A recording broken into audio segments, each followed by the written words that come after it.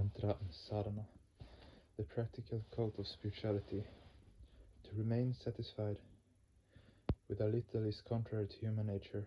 That is why, since the dawn of creation, human beings have been worshipping the supreme entity. People long for supreme knowledge, for indirect and direct spiritual realization. This fundamental human yearning for supreme expansion led people to discover the practical cult of spirituality.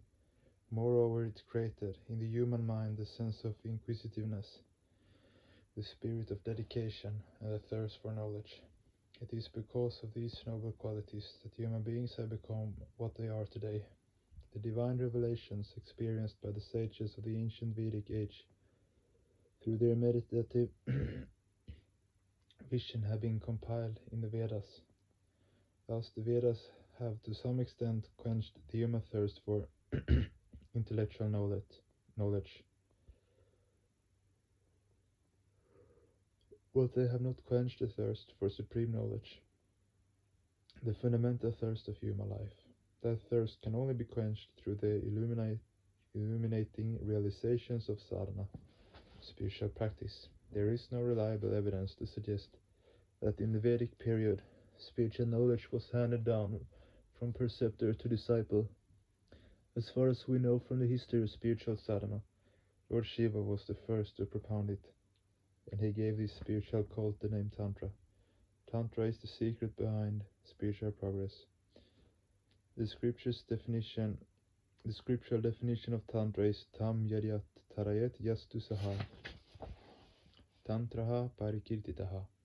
Tantra is that which liberates a person from the bondages of staticity. Tam is the acoustic root of staticity. Tantra has another meaning as well. The Sanskrit word tal means to expand. So the practical process that leads to one's expansion and consequent emancipation is called Tantra.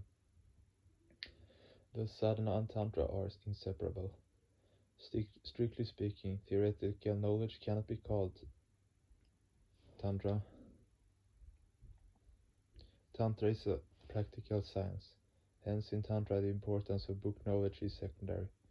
The practical process of Tantra begins with the physical and progress to the physico-psychic, then to the psycho-spiritual, then ultimately results in the supreme spiritual stance, ensconcement in the Atma self. This scientific process sets it apart from many other schools, as the principal aspect is the most important factor in Tantra. The greatest emphasis is placed on the preceptor-disciple relationship. The disciple must do intense spiritual practice to be worthy of the preceptor's instructions at every stage of development, and it was for this reason that Sadashiva never wanted the tantric teaching to be written down. However, in course of time, due to lack of competent preceptors and disciples, Tantra was about to be lost to society. It therefore became an imperative necessity to put the teachings in book form to save them from total extinction. There are presently 64 tantric texts.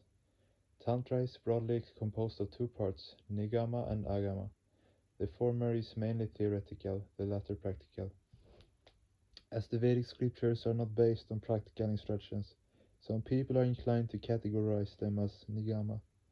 According to the Rudrayamala Tantra, Agatam Shivava Trekbyo Gatancha Girija Shrutau Matansha Vasudevasya Tasmadayama Uchate. The science which comes from the mouth of Lord Shiva goes to the ears of Parvati and is approved by Lord Krishna is called Agama. Agama is the composite of the first letters of three words, the of Gatam coming from the Ga of Gatansha, going to, and the Ma of Matansha, approved by. No serious or sincere tantric can agree with this shloka couplet. Why should the science, which was propounded by Lord Shiva, need to be approved by Lord Krishna? The Rudrayamala Tantra was formulated much later than Lord Shiva. This shloka was cleverly included in the Rudrayamala Tantra by the protagonists of the Vedas. Guru and disciple. Shurasya Dara Nishita Ruratyaya, literally, the edge of a razor is very sharp and difficult to walk on. This path to walk upon is like a path strewn with sharp razors. The disciple has to tread the path with extreme caution. The disciple needs the help of the guru, preceptor at every step. Without his supervision, any defect in the process of sadhana is imparted by the guru, or the least negligence of the part of the disciple in following the instructions inevitably leads to the disciple's downfall. For success on the path of Tantra, the proper preceptor and the proper disciple are both essential. So the first step in Tantra is the selection of a competent preceptor and a worthy disciple. The situation can be explained through the following analogy with agriculture. The disciple's heart is a field, sadhana is the plowing and irrigation of the field, and the preceptor's initiation is the sowing of the seeds. If the seeds are defective, they will not sprout. If the field is infertile, the harvest will be poor. Even if the seed and the fields are ideal, yet the field is not properly plowed or irrigated, the harvest will be poor. According to Tantra, disciples are of three categories.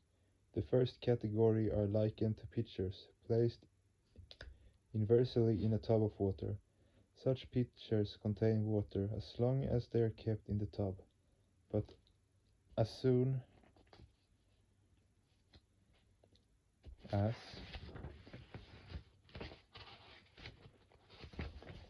they are taken out, all the waters pour out. These disciples acquire spiritual knowledge when they are in close contact with the preceptor, but as soon as they are apart from the preceptor, they forgot all his teachings. The second category of disciples are like people who carefully climb a plum tree and pick plums from its thorny branches.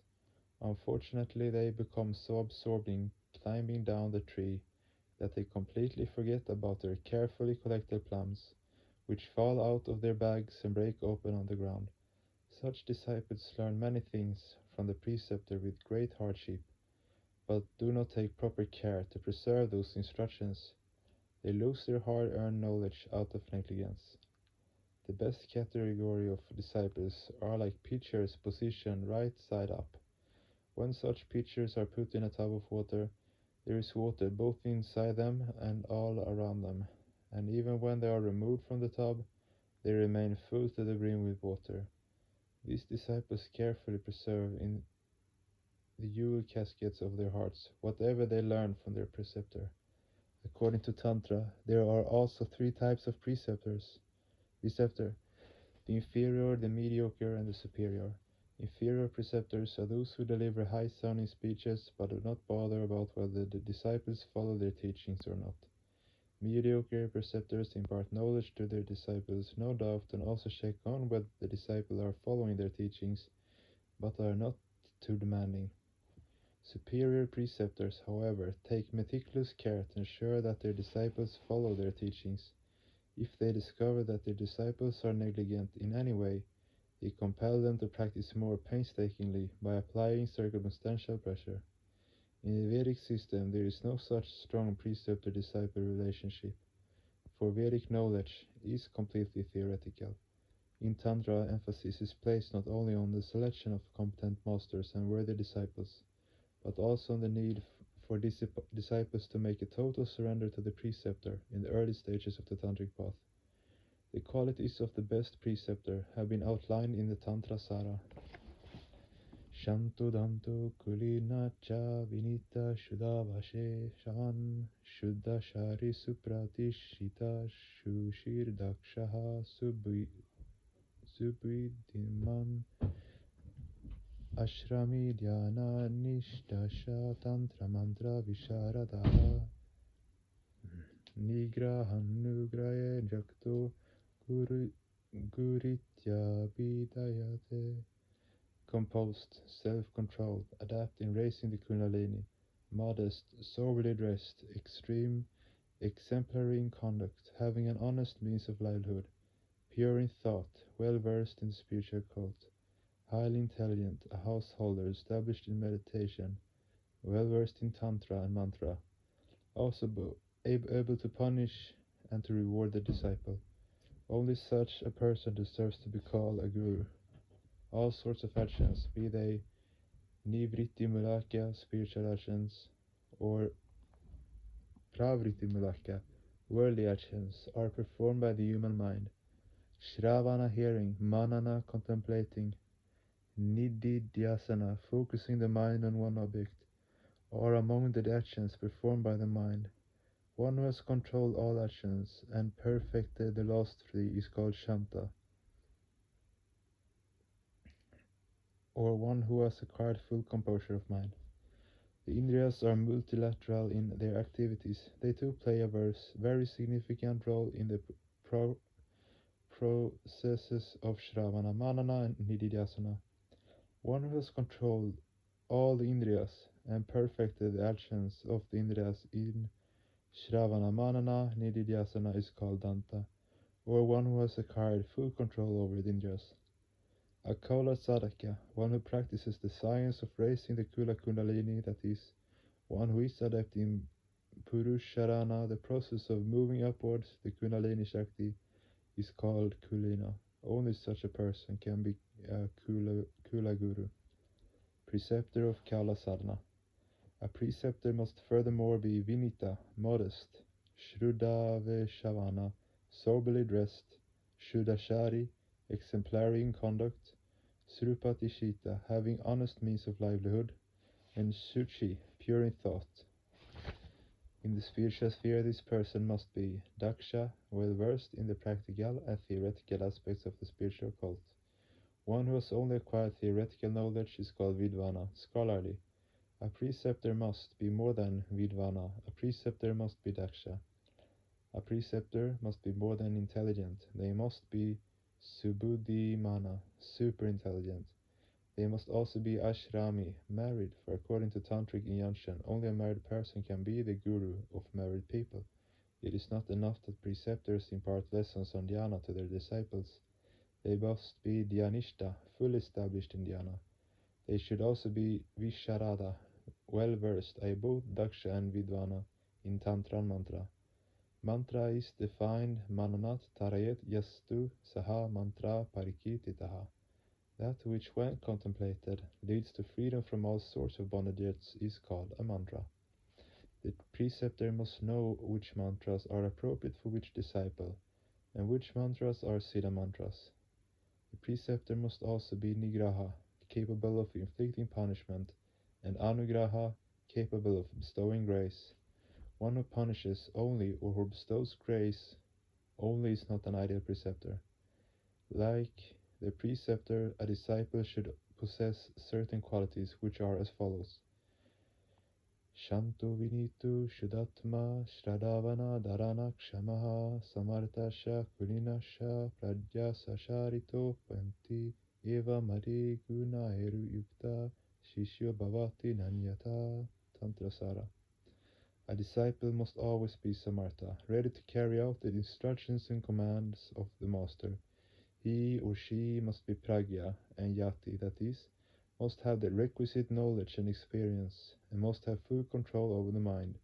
One who is of noble soul, of noble conduct, and of tranquil mind, who is modest and reverent, and possesses a sharp memory and perseverance, who has all-round competence and is zealous in the practice of raising the Kula Kundalini, and who is well informed and self-restrained, is an ideal spiritual disciple.